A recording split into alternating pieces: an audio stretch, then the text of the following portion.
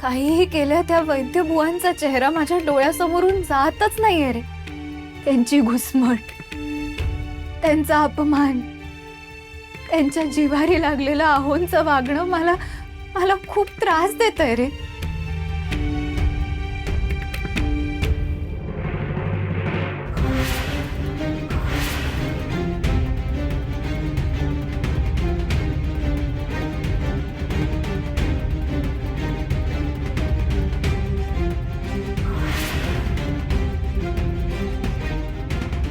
खरंच कौतुक सुरू आहे ग तुझं?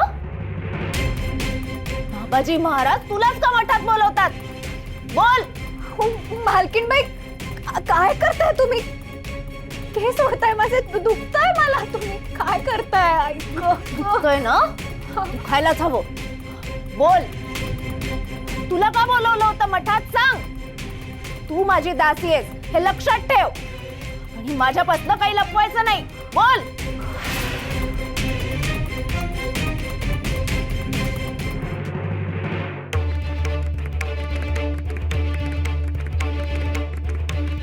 सांगितलं असतं, मला खोटं बोलता येत नाही हो, आणि खरं सांगण्याची मला परवानगी नाही.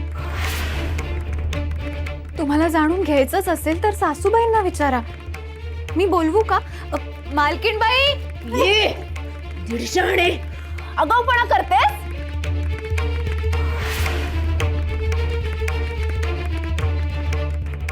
मी तुमची दासी असेल, पण या घरात मोठ्या मालकीनबाईंचा अधिकार अधिक मोठा आहे.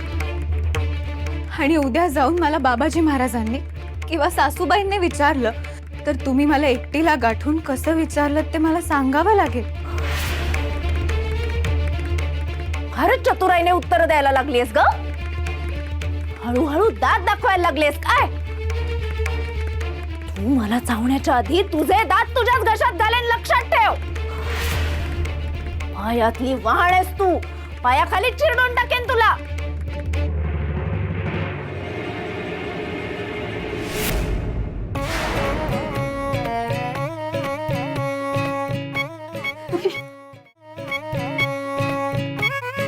माझी वेणी धरतेस? पर्यंत मजल गेली तुझी. सोड, सोड माझी वेणी. ऐक, सोड. हसतीस?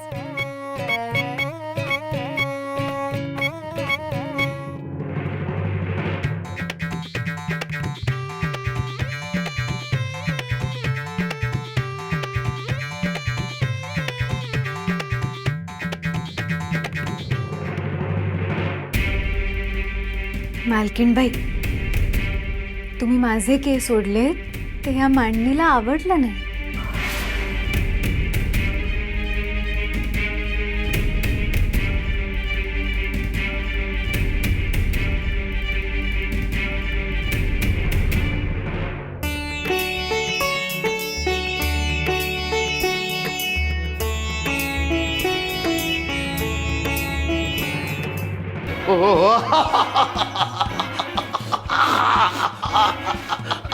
महाराज, तळपायाला चंदन लावतोय ना, जरा कळ चोचा. रात्री स्मशानातल्या निखारावर उभे राहिलात त्यामुळे तुमचा पाय भाजला. खूप आगा गोष्टी लई भाजलंय, लई भाजलंय.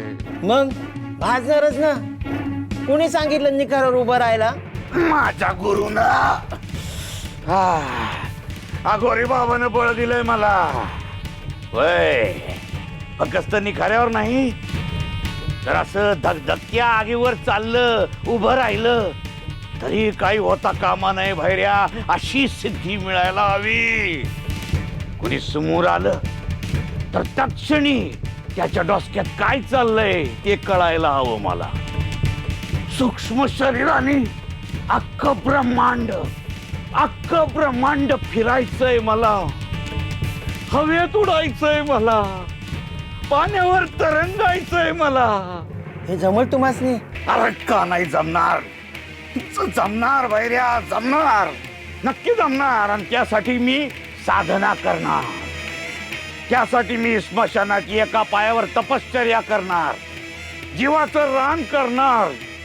पण म्या सिद्धी मिळवणार म्हणजे मिळवणार. आता थांबायचं नाही. आता माझ्यातली अघोरी शक्ती अशीच वाढवत वाढवत नेणार मी.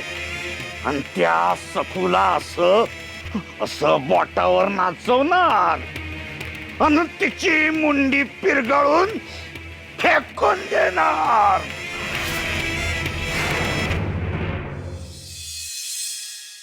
अरे वा, एका मुलाची मज्जा आहे. माझी मग कोणाची? एवढ्या प्रेमाने आजीने गोफ तुम्हाला आणलाय का मला? मला आणलं. नाही नाही, मला आणलाय, मीच घालणार. नाही, मला आणलं.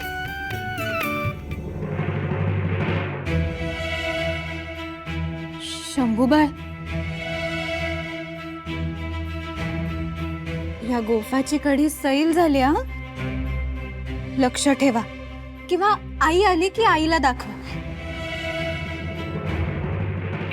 आणि जरा स्वस्त उभे राहा पाहू. मला जायचंय, मला घाई आहे. शंभूबाई, यमुने, आले आले.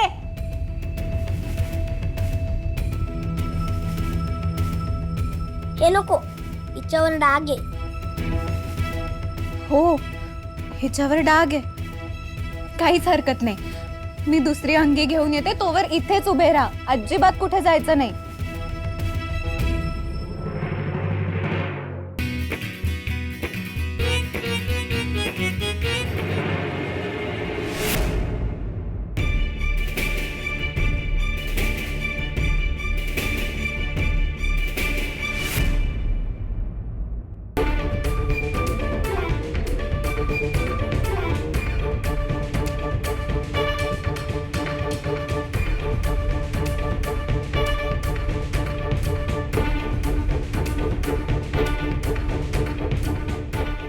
हा हा, अनायासे घबाड मिळालं.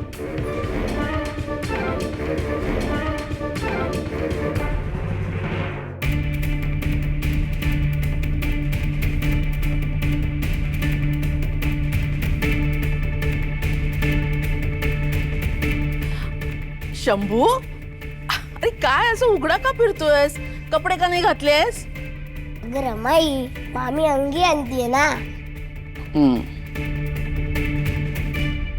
अगं बाई, शंभू, अरे तुझ्या गळ्यातला गोफ कुठे आहे? गोफ? रमाई, गोफ कुठे? अरे गधाड्या, मलाच काय विचारतोयस? यमुने, यमुने, अगं जरा बाहेर ये बघू. काय काय झालं रमाई? अगं, शंभूच्या गळ्यात सोन्याचा गोफ होता, तू काढून ठेवलायस का कुठे? अगं नाही, मी नाही काढला. अगं आत्तापर्यंत होता. काय रे शंभू, गोफ कुठे आहे? मला काय माहिती. अरे मग कुणाला माहितीये?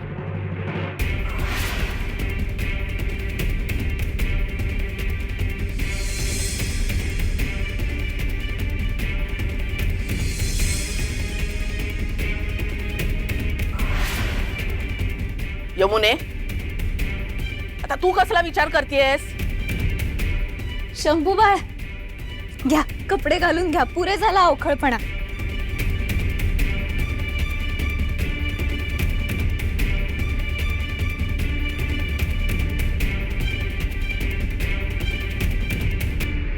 रमाई, चोर सापडला.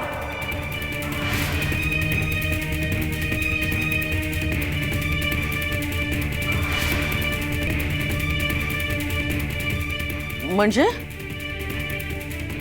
अगं हा काय, तुझ्या समोरच आहे.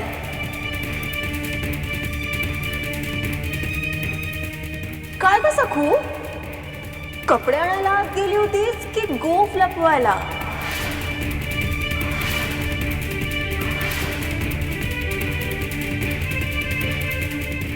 शंभूच्या गळ्यातला रमाईनं केलेला सोन्याचा गोफ नाहीसा झालाय. काय? अहो, काय बोलताय? बरोबरच बोलतेय मी. रमाई हिने या सखूला चोरी केली.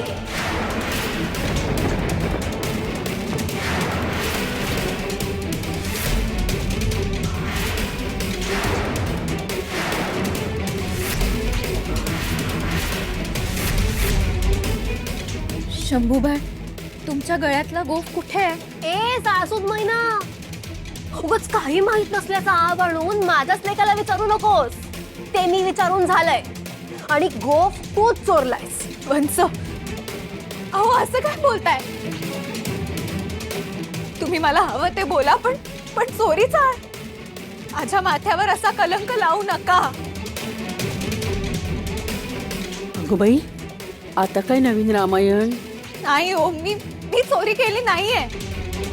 माझ्यावर विश्वास ठेवा, मी अशी नाहीये हो. तो गोफ कालच नवीन बनवला होता, माहित होतं ना तुला? होता की नाही?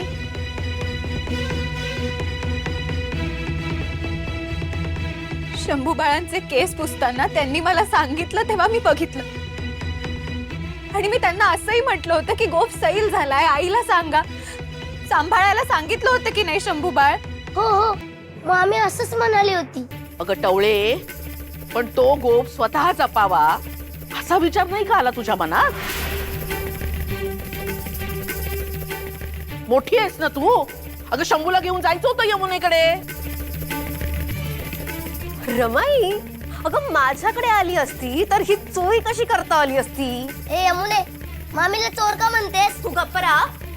रमाई, चोरी हिनेच केली, गोफ हिनेच चोरलाय.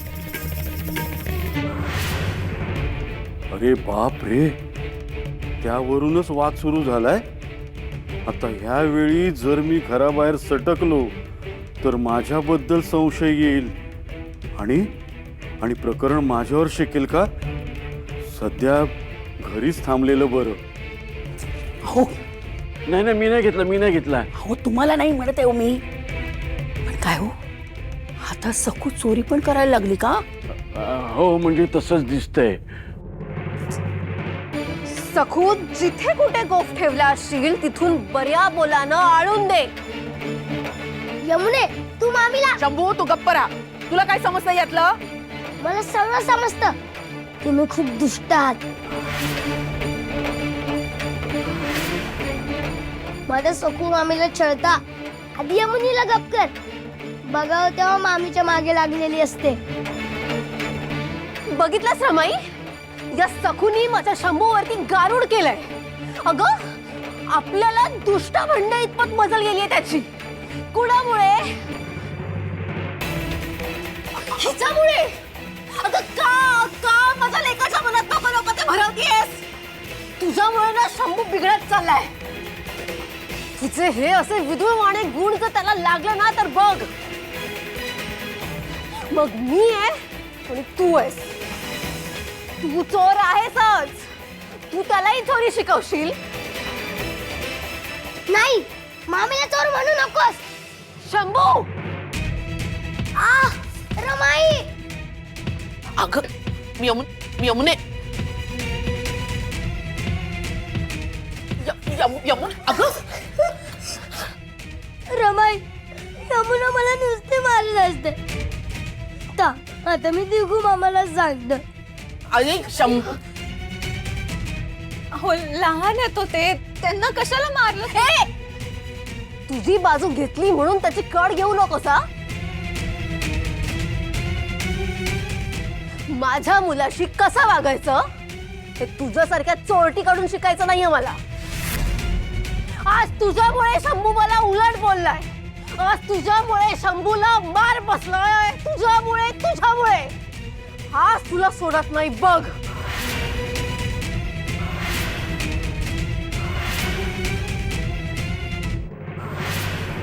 मामा, मामा, अरे तुझं आधी यमुनीला राग. अरे काय झालं शंभू? हा? आणि मी का ताईला रागवू? तू का रडतोयस रे? हा, ताई ओरडली का तुला? अरे मला नाही ओरडली, माझी सगू मामीला ओरडली. माझ्या गळ्यातला कोप हरवलाय ना, तर यमुनी बोलतीये की सगू मामीनेच तो चोरलाय. अरे ती तिच्यावरच सगळं आळ टाकते.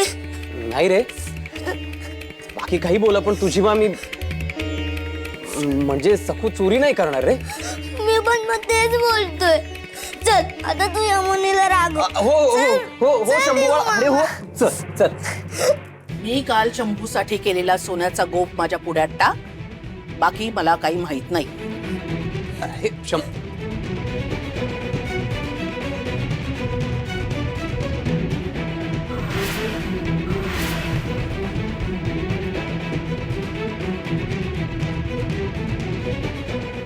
अमय, शंभूच्या गळ्यातला सोन्याचा गोफ हरवलाय ना? आपण शोधूया ना. अरे हरवला नाहीये, चोरीला गेलाय, चोरीला. आणि चोर समोरच आहे. ही तुझी कधी काळची लाडकी बायको सखू.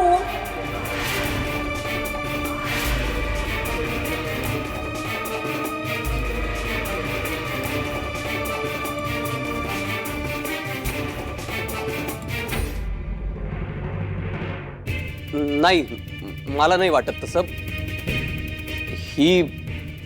ही चोरी नाही. नाही, मला पटतच नाही.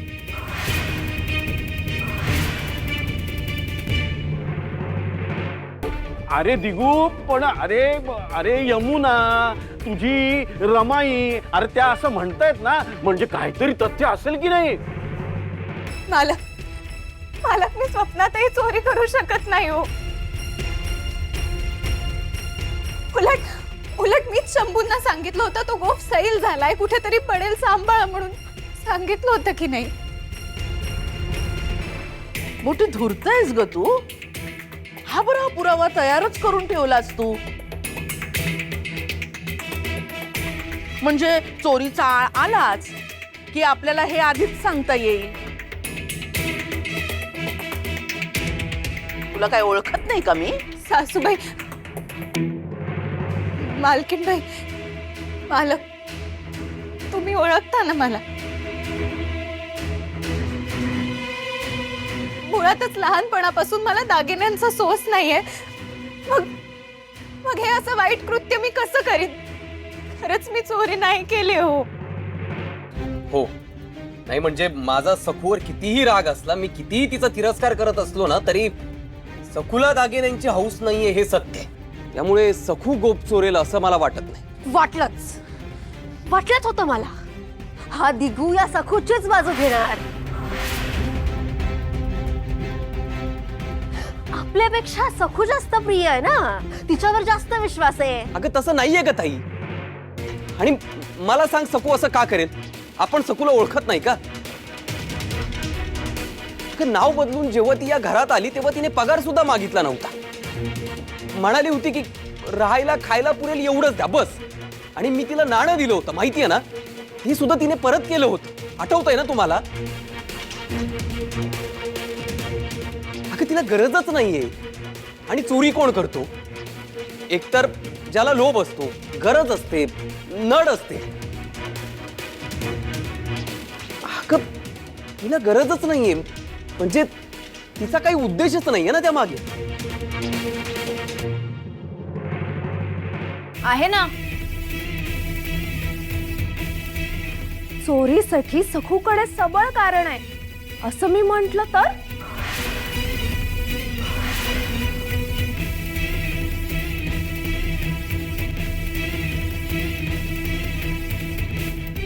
सखूची नड आहे हे मी सिद्ध केलं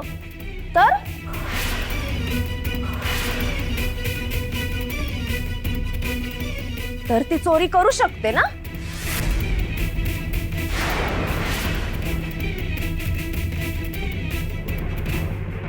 आता मला सांग सखू, अगदी खरं खरं सांग.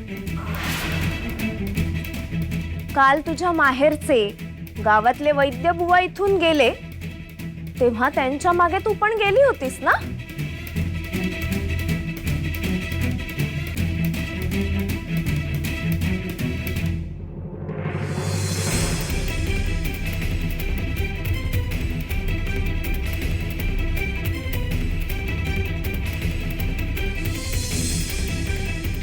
अगं उत्तर दे, बोल.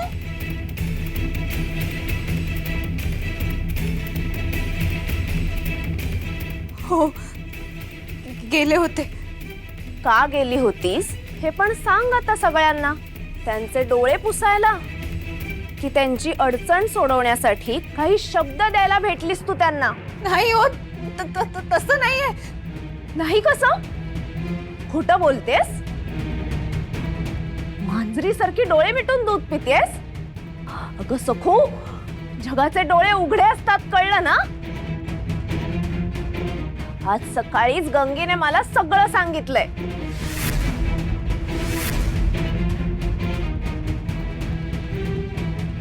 तुम्ही काय बोललात हे गंगी ऐकतही होती आणि बघतही होती.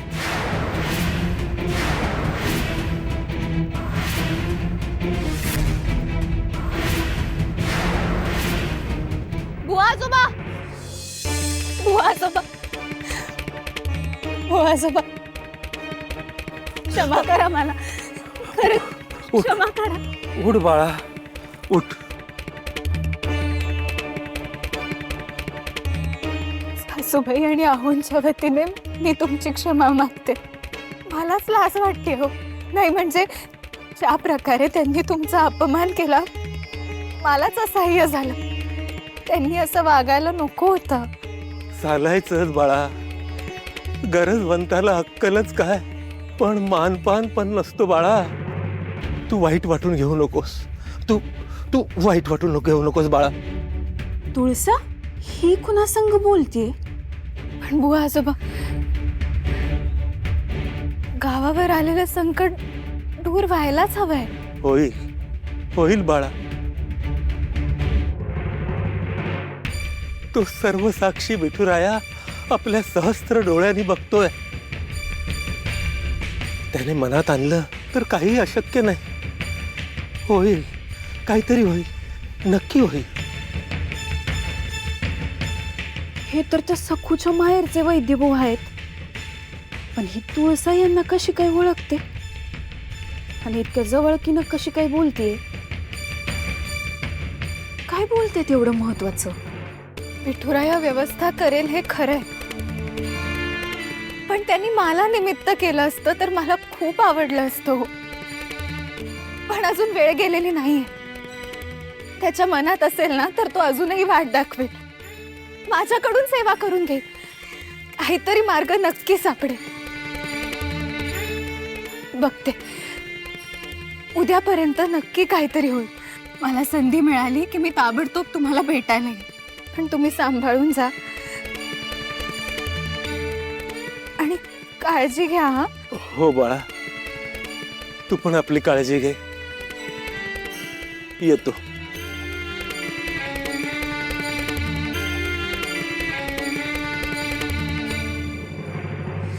विठुराया माझ्याकडून सेवा म्हणून काही करून घेईल असं म्हणत होती ही त्यांना. सोय होईल हो बुवा आजोबा, काहीतरी वाट नक्की सापडेल. उद्यापर्यंत काहीतरी होईल.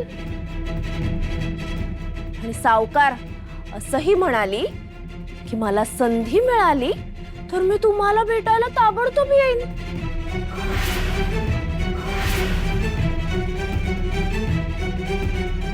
हे तुझेच शब्द आहेत ना की माझे? मी माझ्या पदार्थ काहीतरी बोलले का? आणि ह्या शब्दांचा काही वेगळा अर्थ होत असेल तर तसं सांग.